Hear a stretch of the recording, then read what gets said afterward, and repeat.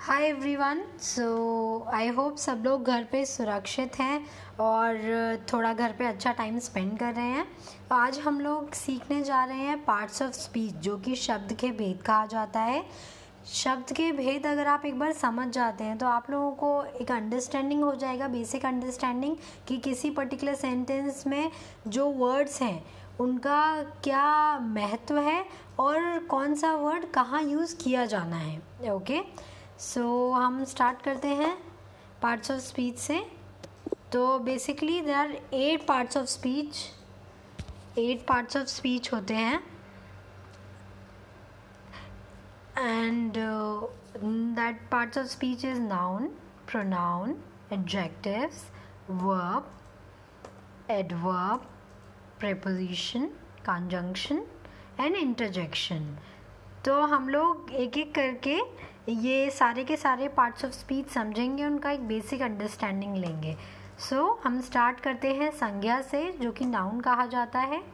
क्या होता है नाउन? नाउन किसी भी व्यक्ति, वस्तु या स्थान के नाम को हम संज्ञा कहते हैं। तो the name of person, place और thing is called as noun. हम इसे कुछ एग्जाम्पल की मदद से समझते हैं। Nisha is a good girl. इस पर्टिकुलर सेंटेंस में जो निशा है वो नाउन है। शी लिव्स इन इंदौर, वह इंदौर में रहती है। तो यहाँ पे जो इंदौर जो जगह है ये नाउन है।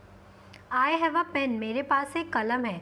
इस पर्टिकुलर सेंटेंस में जो वस्तु है वो कलम है, पेन है, जो कि नाउन है। अभी हम आगे बढ़ते हैं और समझते हैं सर्वनाम, प्रोनाउन। प्रोनाउन क्या होता है? प्रोनाउन वो सारे के सारे शब्द जो नाउन की जगह यूज़ किए जाते हैं वो सर्वनाम कहलाते हैं, प्रोनाउन कहलाते हैं। तो कैसे शब्द? अगर मैंने आपसे बात किया कि ओके सीता अच्छी लड़की है और वह इंदौर में रहती है, तो वह, अभी हमने सीता की जगह क्या यूज़ कर लिया? वह। तो जो भी शब्द वह अगर हमने यूज़ किया है सीता की जगह तो वो प्रोनाउन बन गया। कुछ एग्जाम्पल्स देखते हैं सेंटेंस के through. He is playing cricket, तो यहाँ पे जो वह है ही वो प्रोनाउन है। They are watching the match, वे मैच देख रहे हैं। दे, यहाँ पे जो वे है वो प्रोनाउन है। वी आर सिंगिंग सॉन्ग्स, हम गीत गा रहे हैं। यहाँ पे वी जो है वो प्रोनाउन है। You can talk to me, आप मुझसे बात कर सकते हैं। फिर यू जो है वो प्रोनाउन है। Now let's move to the other parts of speech which is adjective, जो कि है विशेषण। विशेषण होता क्या है?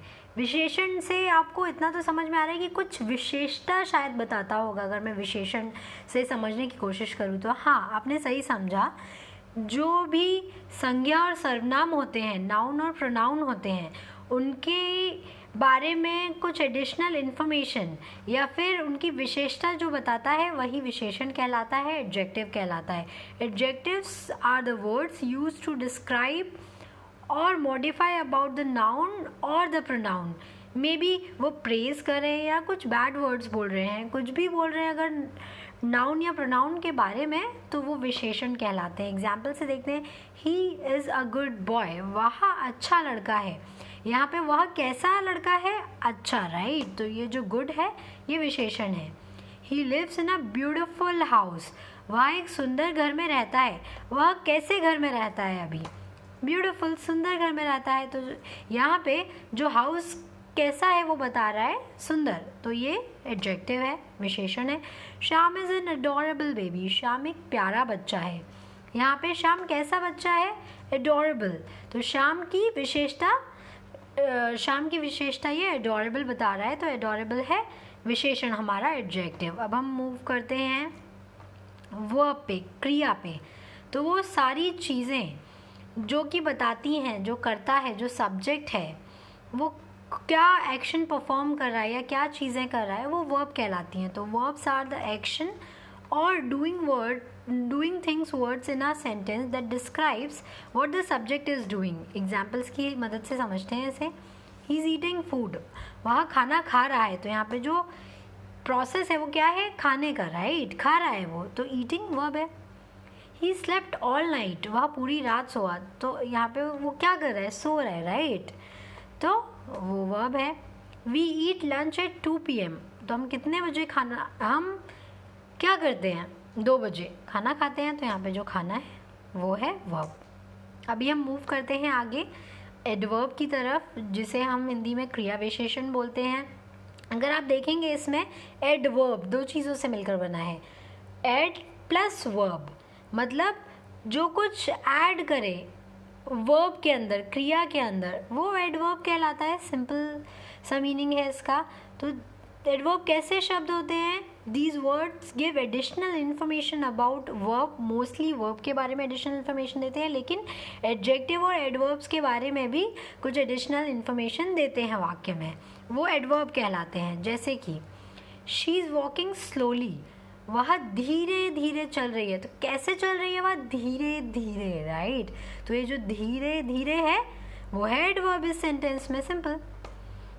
शी इज़ वेरी ब्यूटिफुल, तो वो बंदी सुंदर तो है लेकिन बहुत सुंदर है, तो यहाँ पे जो वेरी है वो है adverb. Simple. She should speak softly, उसे धीरे से बोलना चाहिए। कैसे बोलना चाहिए उसे?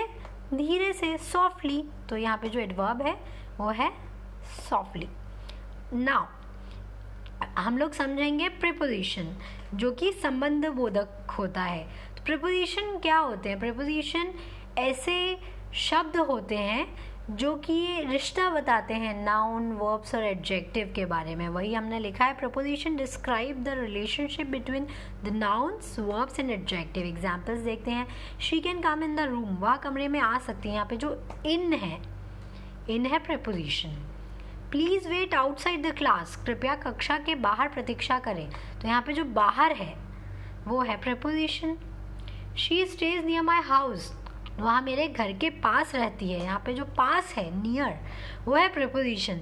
प्रीपोजिशन अपने आप में काफ़ी बड़ा सब्जेक्ट है, तो हम प्रीपोजिशन को दूसरे क्लासेस में डिटेल में समझेंगे।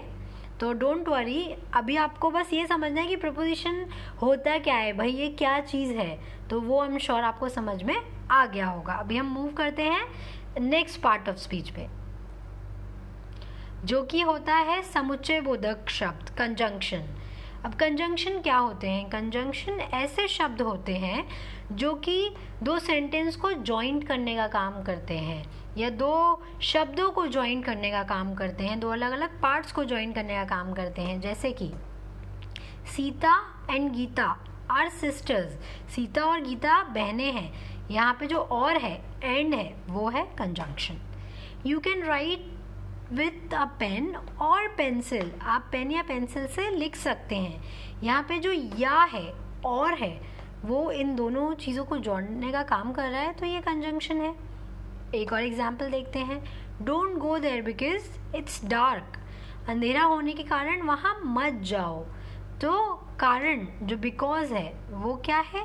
कंजंक्शन है, जो जोड़ने का काम कर रहा है। अभी हम मूव करते हैं सबसे लास्ट पार्ट्स ऑफ स्पीच पे, एंड अगेन वो भी एक one of the important parts of speech है, जो कि कहलाता है विस्मयादिबोधक, इंटरजेक्शन।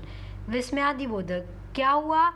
अचानक से कुछ ऐसी चीज़ हुई जो हमने सोचा ही नहीं था, तो वो हो जाता है विस्मयादिबोधक।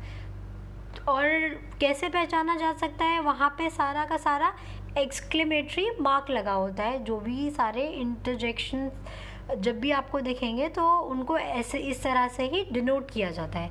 जैसे कि एक नॉर्मल एग्जांपल आपको देती हूँ मैं, कि आप तैयार हुए, आपको एक पार्टी में जाना है, आप घर के नीचे उतरे, और जैसे ही नीचे उतरे और जस्ट घर से बाहर निकलने वाले हैं ऑटो लेने के लिए, और अचानक बहुत तेज़ बारिश हो गया, तो आप बोलेंगे ओह कितना तेज़ बारिश हो गया। तो यही होता है विस्मयादिबोधक। और एग्जाम्पल्स देखते हैं हम इसके कुछ। ओ यह बहुत सुंदर है, कोई आपने बहुत ही सुंदर चीज़ देखी और उसको देख के बोला ओ यह बहुत सुंदर है, ओ दिस इज़ वेरी ब्यूटीफुल। तो जो ओ है वो है विस्मयादिबोधक। वाह वेदर इज़ सो प्लीजेंट, वाह मौसम कितना सुहाना है। यहाँ पे जो वाह है, देखा आपने, इधर एक्सक्लेमेटरी मार्क लगा हुआ है, तो ये जो वाह है वो है interjection. Now thank you so much everyone. I am sure आप लोगों को पार्ट्स ऑफ स्पीच का बेसिक अंडरस्टैंडिंग हुआ होगा। आई मीन सबको डिटेल्स में भी नेक्स्ट क्लासेस में समझेंगे। तब तक के लिए बाय बाय, टाटा।